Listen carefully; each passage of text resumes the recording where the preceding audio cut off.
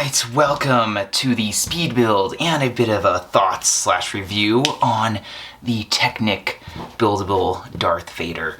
This is one that I completely forgot about this.